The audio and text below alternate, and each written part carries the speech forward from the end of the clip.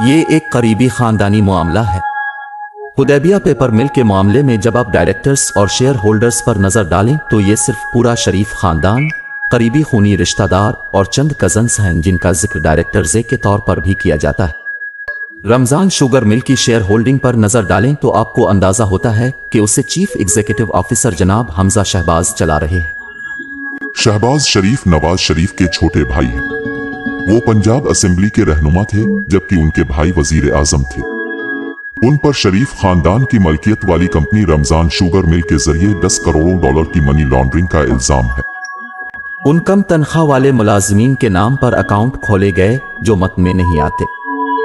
इन accounts में पैसे जमा होते थे और आखिरकार वो हमजा, शहबाज शरीफ, सुलेमान, शहबाज शरीफ और खुद शहबाज शरीफ के अकाउंट्स में जमा हो जाते थे। दरअसल ये फाइलें जो आप यहाँ देखते हैं, इसमें नाम दिए जाते हैं, ये बैंकिंग दस्तावेजात देते हैं, चालान देते हैं, वो सब कुछ जो उन तमाम बैंकिंग रिकॉर्ड्स में दर्ज है, कम उजरत वाले मुलाजमीन के नाम देते हैं। यहाँ एक मिसाल है, आप उसे देखें जनाब मसूद अनवर, वो उसे जनाब शहबाज शरीफ के नाम पर जमा करा रहे हैं।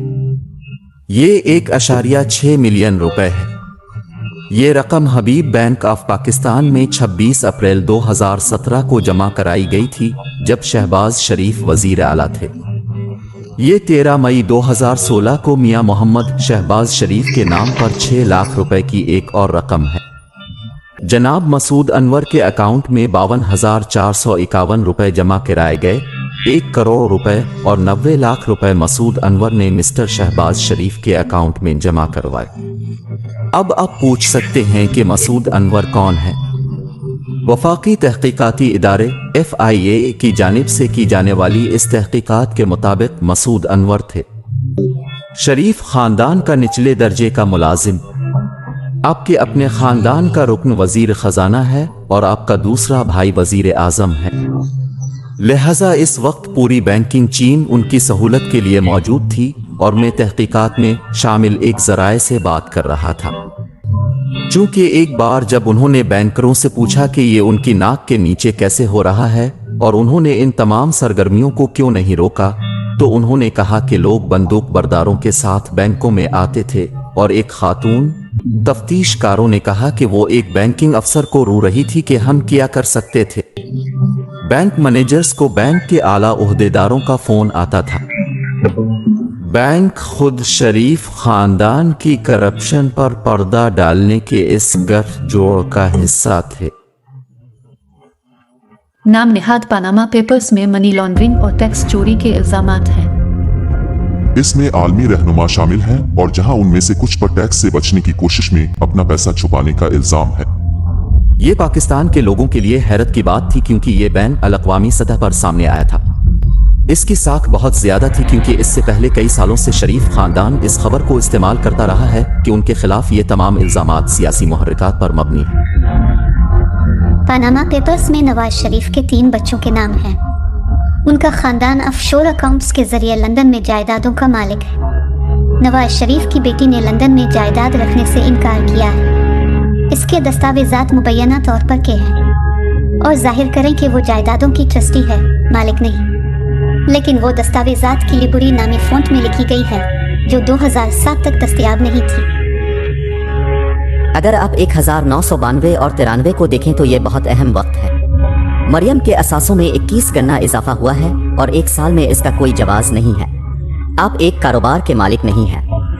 आपके नाम से कोई कारोबार नहीं है, लेकिन आपके असासे 21 गना बढ़ रहे हैं। 1992 में मरियम नवाज 19 साल की हो गईं।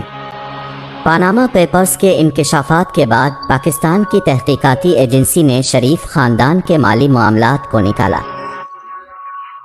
मुश्तरका तहकीकाती टीम को बुनियादी तौर पर पता चला कि मिस्टर नवाज शरीफ आमदनी के मालूम जराए से बनाए गए असासों का जवाब पेश नहीं कर सके। ये अहम इल्जामात में से एक था। मामले को फौजदारी कार्रवाई के लिए भेज दिया गया था। फौजदारी इस्तिगासा में एक मुकदमा था जो तकरीबन 1 साल तक चलता रहा और इस मुकदमे में नवाज शरीफ की तरफ से इनकी दौलत की असल लंदन में उन 4 फील्ड फ्लैट्स की वजाहत के बारे में एक भी जवाब नहीं आया। वो पैसा कहाँ है जो वो कभी साबित नहीं कर सके थे। शरीफ खानदान का शुमार पाकिस्तान के अमीर तरीन अफराद में होता है, लेकिन उनकी दौलत की असलियत अभी तक एक मुअम्मा बनी हुई है। इस वक्त अपनी फेयर में जिस फ्लैट में रह रहे हैं, इसका नाम दरअसल गुज़िश्ता साल पाकिस्तानी अखबार दी न्यूज में उन 4 फ्लैटों में से एक के तौर पर लिया गया था जो आपके वालिद ने मुख्तलिफ सोर्स और ऑफशोर कंपनियों के जरिए गैर कानूनी तौर पर खरीदा था। तो नहीं, जो लोग असल में इसके लिए हमें मोरिद इल्जाम ठहरा रहे हैं वो अदालत में जाते हैं और इसे साबित करते हैं। लेकिन क्या आप जानते हैं कि आप जिस फ्लैट में रह रहे हैं इसका मालिक कौन है? ठीक है, अभी ये सवाल नहीं है। तो नहीं, लेकिन ये वो सवाल है जो मैं आपसे पूछ रहा हूँ। क्या आप जानते हैं कि फ्लैट का मालिक कौन है? ठीक है, ये किराया पर है, ये मैं हूँ। मैं किराया की बुनियाद पर फोन कर रहा हूँ जो हर चौथाई पाकिस्तान से आता है। आप उसे जाती तौर पर किराया पर दे रहे हैं या पैसा पाकिस्तान से आता है? पैसा पाकिस्तान से आता है।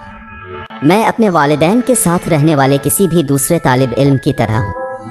मुझे हकीकत में ये जानने की ज़रूरत नहीं है कि हक़ाइक़ क्या हैं और फ्लैट्स का मालिक कौन है और कौन किराया अदा करता है और कौन मेरे गुज़र बसर के लिए अदायगी करता है। लिहाजा ख़ानदान इसका मुस्तहक है। अगरचे ये मेरी गलती नहीं थी कि मैं एक अमीर और अमीर घराने में पैदा हुआ था। मेरे दादा ने ये सब कुछ सख्त मेहनत से हासिल किया। जब आप उनसे पूछेंगे कि आपको ये पैसा कहाँ से मिला, तो वो आपको आज़ादी के वक्त अपने मरहूम दादा की कहानी सुनाना शुरू कर देंगे। हम हिंदुस्तान से आए थे, हमारे पास कारोबार है। सच छोटी बात यह है कि दुनिया में ऐसा कोई कारोबार नहीं है जिसके पास मनी ट्रेल ना हो। अगर आप उनकी टेक्स्ट फाइलिंग को देखें तो ये एक बड़े सनती खानदान के तौर पर सामने नहीं आता है। शरीफ खानदान पाकिस्तान के इस अमीर घराने में कभी शामिल नहीं हुआ, लेकिन अब अगर आप पाकिस्तान के अमीर तरीन खानदानों की फहरिस्त बनाएं तो यकीनी तौर पर शरीफ खानदान टॉप 3 में शामिल होगा। हो सकता है कि टॉप 5 में इसलिए शामिल हों कि लक्समबर्ग, बरतानिया, मुत्तहिदा अरब अमारात और सऊदी अरब में उनकी कितनी जायदादें छपी हुई हैं। अमेरिका में मुख्तलिफ बैंक अकाउंट्स में किया है, जो मालूम नहीं कि ये 4 अरब डॉलर है या 5 अरब डॉलर, ये मालूम नहीं है। दिसंबर 2018 में पनामा पेपर्स के इंकशाफात के नतीजे में नवाज शरीफ और उनकी बेटी को करप्शन के इल्जामात में 7 साल कैद की सजा सुनाई गई। नवाज शरीफ लंदन में इलाज के लिए जमानत पर हैं और लंदन से पाकिस्तान वापस आने से इनकार कर रहे हैं। नवाज शरीफ का दावा है कि उनका जवाल पाकिस्तानी फौज की साजिश है। We contacted Priti Patel MP, the Home Office Minister, to ask her why Nawaz Sharif, who had overstayed his British visitor visa by 2 years, had not been extradited from Britain. Priti Patel had been eager to deport asylum seekers during her time at the Home Office, yet she took no action against Nawaz Sharif. Priti Patel MP in the Home Office did not agree to an interview. We also contacted the National Crime Agency.